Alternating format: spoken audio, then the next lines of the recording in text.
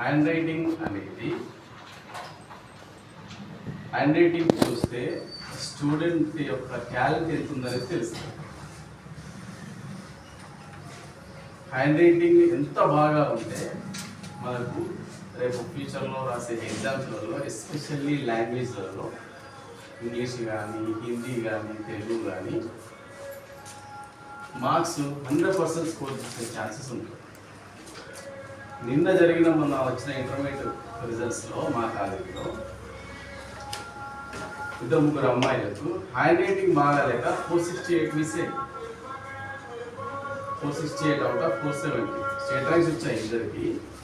ఇంకొక 2-3కి ఆ ఇంగ్లీషు తెలుగు సంస్కృతం ఉంటుంది కదా, హ్యాండ్ రైటింగ్ పర్ఫెక్ట్ లేక 468 వచ్చిన అమ్మాయి మన దగ్గర రైటింగ్ నేర్చుకున్నాం. ఇప్పుడు వైనితా ప్రియదర్శిని అని మా స్టూడెంట్ సార్ దగ్గరనే హ్యాండ్ రైటింగ్ నేర్చుకున్నారు. చాలా బాగా నేర్పిస్తారు సార్. చాలా famous person in hand writing and story tellings.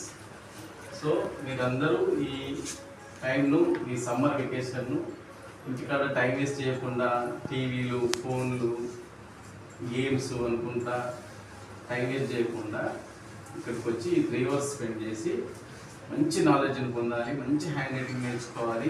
Me hand writing ముత్యాలలాగా ఉండాలి. ఓకేనా? Wish you God bless. Thank you. Thank you sir.